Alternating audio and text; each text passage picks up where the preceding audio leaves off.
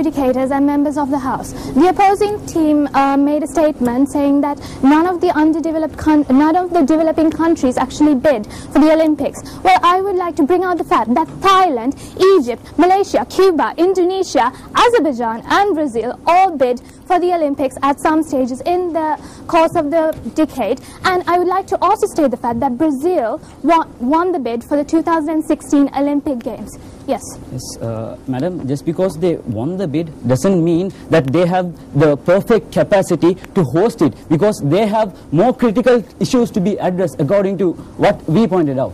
What sort of critical issues is that, sir? Why? Poverty. Brazil is having 20% of the Brazil population is in poverty. Even that reason is enough for them to cater their supply on to benefit the people who are in poverty. That is exactly what we're talking about, sir. The Olympics act as a catalyst in order to make a nation rise above poverty. Yes, sir. This kind of event, ladies and gentlemen, is not going to benefit the people who are poor. The richer gets richer and the poor gets poorer. That's what happened in this kind of event. Are you just talking about poverty in here, sir? What other statements do you have to make about this? Why sanitary facilities? Is it just sanitary? Healthcare. Okay. Education. Education. Thank you, sir. Thank you for bringing out that wonderful point. Okay. In the Chinese Olympics, after the reusement of their stadiums, they are actually making They are actually making an agricultural university in one of their stadiums, and they're also making a science and technology university in one of their stadiums. And at the Atlanta Olympics, they have sold their Olympic Village in order to form Georgia Technology University's dormitories. Yes, sir. Ma'am, I'm asking you, if the Chinese government want to establish agricultural colleges in stadium, why did they build stadiums? They could have easily, established agricultural colleges. That's trustworthy, my dear panel of judges. Obviously, agricultural stadiums was not all they wanted to produce. They wanted to produce a better economy. And I would like to state the fact that China gained $157 million as a profit after spending $37 billion. And what's your source, ma'am, please? theolympic.com.org, the official site for all Olympic-related games. And ma'am, I have a car and I have to sell it, and obviously I'm not going to talk bad about it. I'm going to say the good about it, and that's what IOC does. Even they talk good about Athens, where the government also told that it was a complete loss. So ladies and gentlemen, you cannot rely on IOC, because it want a country to host it every 4 years. So are you saying that the most reliable source for the Olympics is not reliable enough for you? Is that what you're saying? Yes or no, sir? No. I'm saying... Then what statement did you just make earlier, sir? You just said that it is not reliable. The most important source when considering the Olympic Games is not reliable enough for you, sir? Yes or no? Yes. It's not reliable. Please. Why? Because what is the most reliable source is the economy statement of the countries which hosted Olympics. That's where we should refer to. That's where the truth is there. And what does that say, sir? I'm supposed to ask questions, you're supposed to answer it. Okay, then what question are you going to ask me? Are you going to ask me anything? No, better you talk. Okay. Then I would like to bring out the fact that hosting the Olympic Games means generating more money towards that nation. Take broadcasting, for example. All the networks around the world are willing to pay somewhere around millions and millions of dollars in order to broadcast that certain Olympic Games within their country. And we're not just talking about one country here. We're talking about 200 odd countries.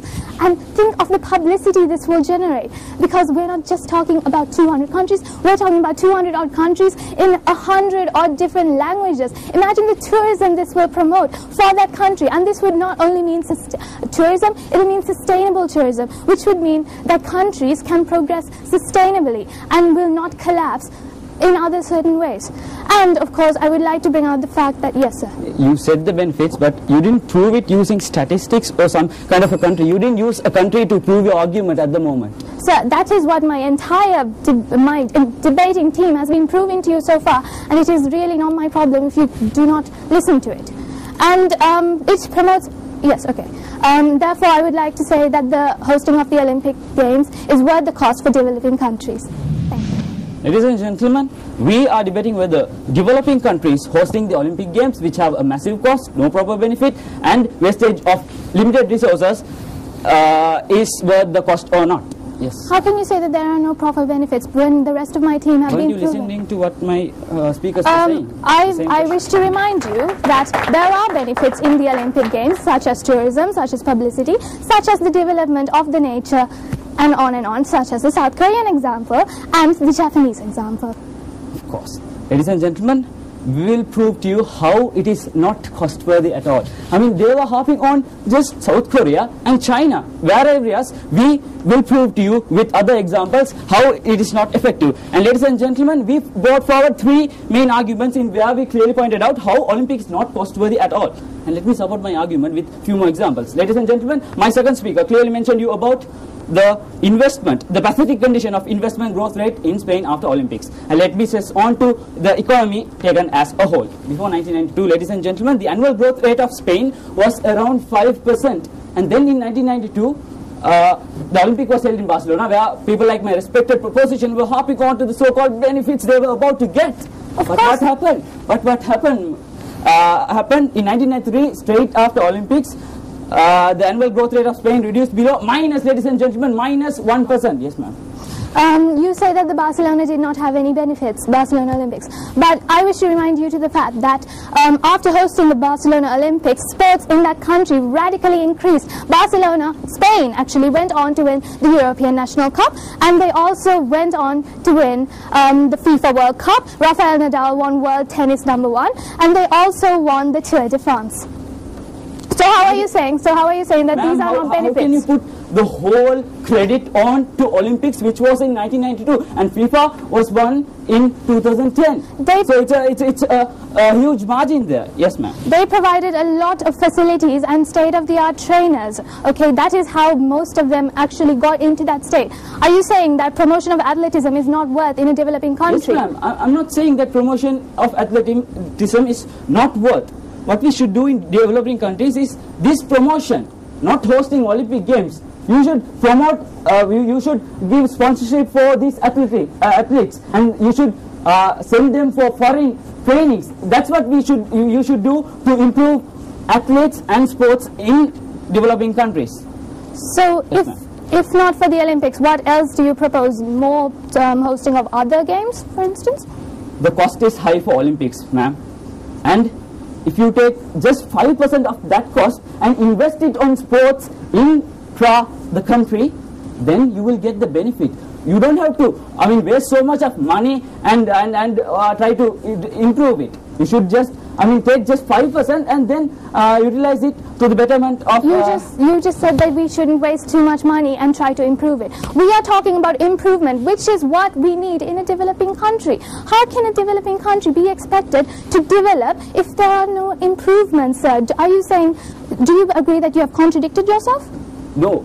The thing is hosting the Olympic the factor for the improvement? No, ladies and gentlemen. And your time is up. So, I'll take the recent example, the proposition we're harping on. My third speaker clearly pointed you that developing countries have graver needs to be addressed than hosting Olympics. Let me take an example. Brazil won the bid for hosting 2016 Olympics in Rio de Janeiro. When considering Brazil's condition, the total public debt of Brazil is not in millions, not in billions, it's in $1.13 trillion, ladies and gentlemen. And that's not all, which means each and every citizen of Brazil is in debt for about $5,700 US. And the funniest factor of all, even a newborn baby owes the world 600,000 rupees in Sri Lankan money. Ladies and gentlemen, isn't this a pathetic condition of Brazil? And what happens here is hosting Olympics the most extreme necessity at the moment. Your time is up. I can't. So is yours, sir. So is yours. And yeah, thank you very much. And is this trustworthy for developing countries? The answer no is already being proved by the opposition. Thank you. Non-verbal communication, facial expressions, vibrant gestures, the stamping feet. A picture can basically say 1,000 words. The drama unfolds. But before we go on to the next round, we need to take a breather. While we take a breather, the two teams get to talk to their individual judges, get to take time to regroup before they move on to the next round. So let's give them that time, and you and I will take a short commercial break.